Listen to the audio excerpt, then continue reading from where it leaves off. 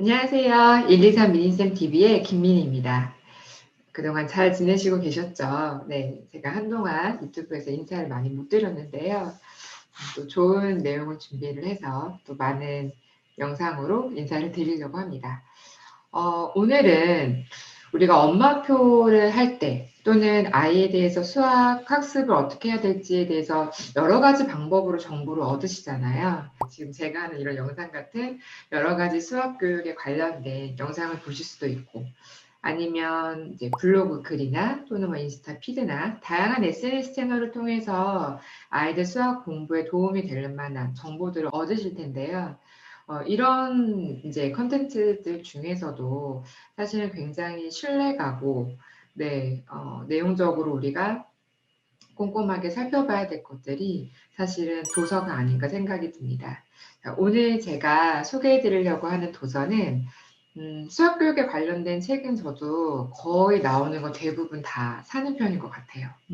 근데 우리가 아쉽지만, 이거는 정말 오랫동안 소장하기엔 좀 뭔가 아쉬운 그런 책들도 있고요. 이거는 정말 두고두고 보면서 아이들이 공부를 해나갈 때, 뭐 또는 어디서 좀 어려움을 보여서 엄마를 힘들게 할 때, 그럴 때, 좀 책을 보면서 위안도 얻고, 이런 방법을 해주면 좋겠다. 그럼 우리한테 이런 방법을 우리 아이한테 적용시키면 어떤 식으로 하면 더 좋은지, 이런 내용들을 책을 통해서 얻어가시면 좋은 것 같아요. 제가 오늘 소개해드리는 책은 저는 이분의 책을 굉장히 많이 갖고 있어요. 거의 대부분의 저서를 다 가지고 있다고 생각이 드는데요. 수학 100점 엄마가 만든다. 초등 1학년 수학을 잡아야 공부가 잡힌다. 학년별 타이틀이 들어간 그런 책들도 여러 가지고 있고 되게 유익하게 잘 봤던 책들인데요. 송지한 선생님의 수학 약점 공략법입니다. 굉장히 제가 많은 부분을 표시해놨죠. 네. 그만큼 제가 이거를 보면서, 이 부분은 진짜 중요하다. 이 부분은 꼭 전달해 드려야겠다라는 부분 외에도 엄청 많았어요. 사실 중요한 부분이. 제가 느끼기에도, 아이들이 학년마다 이런 거 진짜 중요하다. 또는 단원에 따라서 아이들이 어려움을 보이는 것들이 있다. 이것만 정말 잘 알아두셔도, 진행해 나가면 사실 예측이 가능하잖아요. 이 단원은 많은 아이들이 좀 힘들어하는 단원이라고 했던 것 같은데 우리 아이는 어떻게 저거를 이해하고 받아들일까라든지, 또는 우리 아이가 그 단원을 맞닥뜨렸을 때 좀 어려워하는 게 우리 아이한테도 보이니까는 괜찮아. 또 화가 덜 나죠. 사실 남의 아이도 어렵다고 얘기하면 우리가 좀 덜 흥분하게 되잖아요. 마치 우리가 이제 갑자기 막 감정이 컨트롤이 안 될 때는 왜 너만 이게 잘 안 되니? 이런 생각이 마음에서 앞서 나가면서, 그쵸? 잘했으면 하는 마음이 있으면서 아이한테 전달이 조금 더 왜곡된 쪽으로 가지 않나 그런 생각이 드는데요. 우선은 송재 선생님께서 앞부분 프롤로그에서 이런 부분의 내용을 적어주셨어요. 뭐 여러 가지 좋은 부분들이 있었지만 그 중에서 작은 연산 실수일지라도 그 속에서 약점을 찾아내 반드시 해결해야 한다. 100점은 100점 이꼴, 등호, 다 알고 있다로 판단하기 쉽지만 분명히 맞은 문제에도 살펴보면 약점이 있다. 지금 굉장히 초등에서도 제가 수업을 할 때, 그리고 또는 어머님들한테 강의를 할 때도 저도 많이 강조하는 부분이고, 그래서 저도 약간, 내가 잘못된 이야기를 하지 않았구나, 이런 생각도 했는데요. 굉장히 중요하죠. 초등학교 친구들은 어찌 보면 정확하게 이해되지 않은 상황에서 좀 문제를 풀고 기억하는 형태로 많이 학습을 하게 되면, 원리는 이해가 되지 않았는데, 맞긴 맞았고 결국엔 그게 나중에 쌓여서 이제 구멍이 되는 그런 부분들에 대해서 딱 집어서 이렇게 프롤로그에서 언급을 해주셨어요. 꼭 이 부분에 대한 내용만큼은 잘 기억을 해서 알고 계시면 좋을 것 같고요. 아무리 제목이 초등수포자로 빠지지 않는 이런 타이틀로 시작한다고 해서 이 책이 초등 아이들의 대상이라고 생각하진 않아요. 유아 친구들도 초등 수학을 잘 해나가기 위해서 사실 미리미리 조금씩 노출되는 부분이 있거든요. 그런 부분들을 조금 더 학년별 학기의 그 단원에 맞춰서 이런 부분들이 중요하다라고 알아두시면 아마 유아 아이들한테도 상당히 도움이 될 거라고 생각이 들어요. 책은 크게 세 가지로 나눠져 있어요. 학년별 수학 약점, 그 다음에 영역별, 그 다음에 아이들마다 그 케이스별로 수학에 대해서 약한 모습을 보이는 친구들이 있죠. 그런 아이들에 대해서 다양한 사례를 통해서 어떻게 극복하면 좋은지에 대한 이야기를 언급해 주셨는데요. 먼저 학년별에서 각각의 중요한 테마들이 있었어요. 네, 제가 생각할 때, 그렇지. 학년마다 이 부분은 진짜 꼭 해야 되는 부분이라고 봤는데요. 모든 학년에 대해서 선생님께서 이런 부분 정리를 해주셨어요.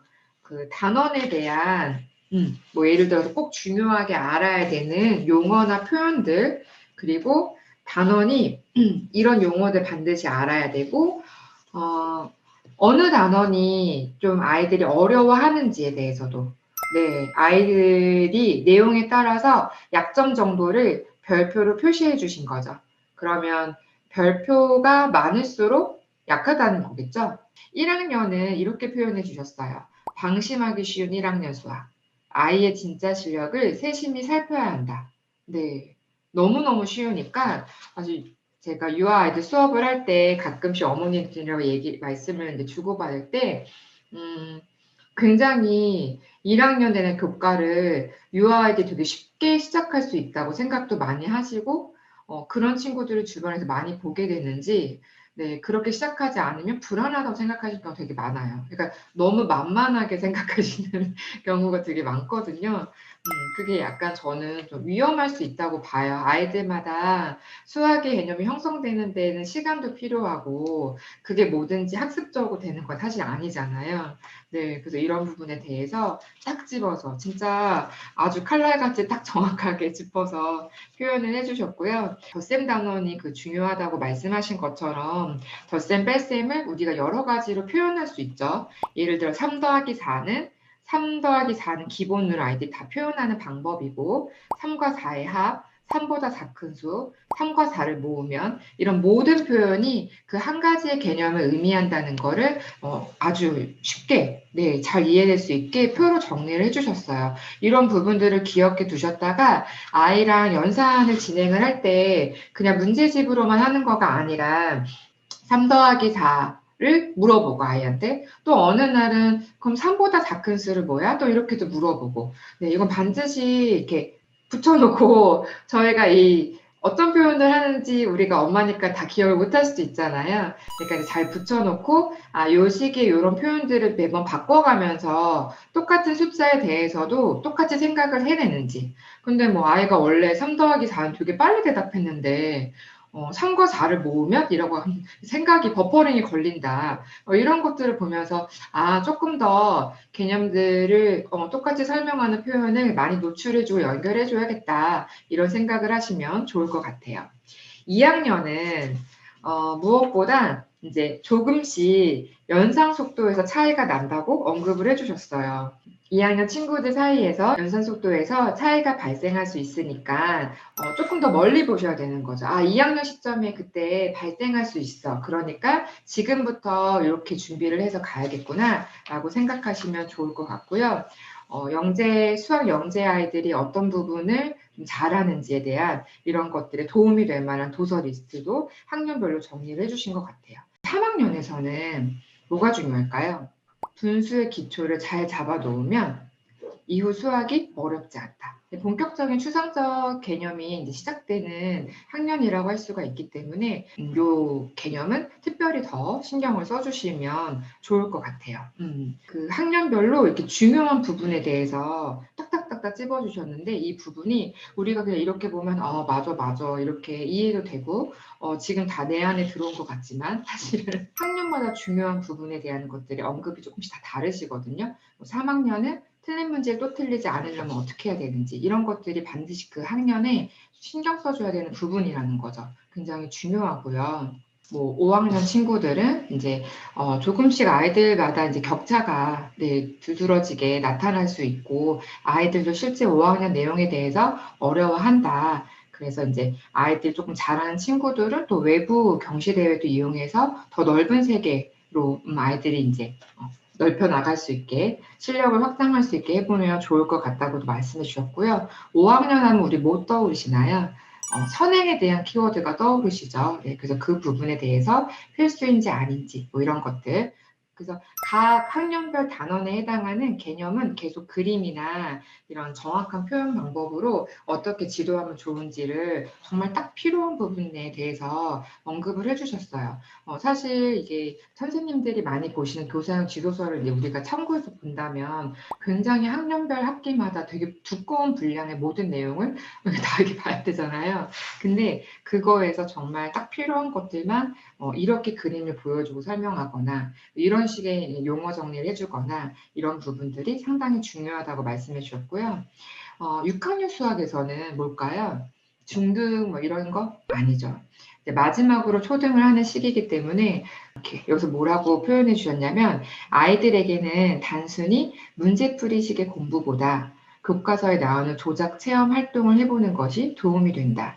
이런 활동을 통해 그동안 멀리했던 수학에 대한 흥미를 불러일으킬 수 있다. 이렇게 나타내 주셨어요. 네, 아이들이 문제를 풀면서 수학에 흥미를 붙이는 게 상당히 어려운 일인 것 같아요. 저도 아이들 이렇게 만나서 보면 그렇기 때문에 수학을 그래도 되게 많이 좋아하진 않다 하더라도 수학을 너무 싫어하면 또 사실 더 수학을 끌고 나가기 쉽지 않거든요. 엄청 좋아하게 할 수는 없는데 그래도 조금이라도 조금 흥미를 붙일 수 있는 마지막 기회다. 그리고 그 흥미는 조작체험 활동을 통해서 6학년 때 아이들 뭐 원계동 이런 거 배우잖아요. 그런 것들 뭐 건널비라든지 전개도 이런 것들을 이해시키는 과정에서 조작하는 활동들이 상당히 유의미하다는 이야기를 이제 같이 해주셨어요. 영역별에 따라서는 이제 각 영역, 수, 연산, 뭐 도형, 규칙 이런 영역들인데요. 수, 연산형에서 뭐가 가장 중요할까요? 원리죠, 원리. 네. 그래서 원리를 어떻게 이제 설명하면 좋은지 문제를 예시로 들어주시고 이제 이런 부분들 이렇게 아이들이 좀 어려워하는데 이런 식으로 설명을 해주면 좋다. 그리고 무엇보다 그 숙달, 네, 정확성과 빠르기. 이제 아마 굉장히 많이 들으셔서 중요하다는 거 이제 아실 거예요. 근데 학교 선생님께서도 시험 시간이 점점 아이들이 부족해지고 그 이유가 정확성과 빠르기에 대한 것들이 중요하다는 언급을 정확하게 여기서 이제 해주셨어요. 우리가 규칙 영역이라면 초등수학에서 좀 중요한 느낌을 좀 덜 받으시는 경우가 많아요. 워낙에 수 연산이나 뭐 도형 같은 것들이 초등수학 전반의 과정에 많은 비중을 차지하게 되니까 그렇게 생각할 수 있는데 규칙을 보면 사실 저도 느끼지만은 수학을 되게 잘하는 친구들 사이에서도 규칙에 대해서 좀 더 잘하고 못하고 약간 변별이 있는 부분이거든요. 근데 이게 그냥 규칙 문제를 열심히 푼다 이걸로만 해결되는 부분이 아니라 수학적 사고력을 향상시키는 거에 대한 언급을 규칙에서 해주셨어요. 아이들이 그 규칙 문제를 잘 푸는 친구들이 이런 부분에 대해서 향상돼 있다는 거잖아요. 그래서 어떻게 하면 아이들 수학적 사고력을 향상시킬 수 있는지에 대해서도 하우투가 이제 예시를 들며 설명되어 있기 때문에 이 부분을 꼭 참고해서 지금은 우리가 이제 아이한테 수학 공부나 어떤 교육을 지도할 때 스텝 바이 스텝이 있죠. 이 모든 것들이 다 중요해. 그래서 이 모든 것들 한 번에 몽땅 이렇게 밀어넣는 거 아니잖아요. 그렇죠? 아이마다 중요한 영역, 약한 영역에 대해서 먼저 도움을 주시고 그리고 그게 좀 어느 정도 이제 기초가 올라와지면은 또 그 다음 다른 영역에 대해서 또 이렇게 잡아주시고 이제 어떤 스텝들을 보셔야 되니까 이런 부분들을 정말 두고두고 이제 보시면서 활용을 하시면 좋을 것 같아요. 그리고 확률과 통계 제가 이제 이런 영역들을 이제 꼭 집어서 이렇게 말씀드린 이유는 사실 되게 다 중요한 영역들이에요. 근데 워낙에 그 영역의 중요도가 좀 편충되어 있는 경우가 좀 많다 보니까 규칙, 확률과 통계 이런 부분도 정말 아이들 잘 챙겨서 가는 게 정말 필요한데요. 실생활과 접목해서 네, 우리 왜 표어 그래프 사실 되게 알기 쉬워하죠. 그래서 엄마도 되게 가볍게 여겨요. 가끔은 이게 학기 막 끝자락이니까는 학교에서도 아이들이 되게 오랫동안 깊이 있게 배우진 않아요, 사실은.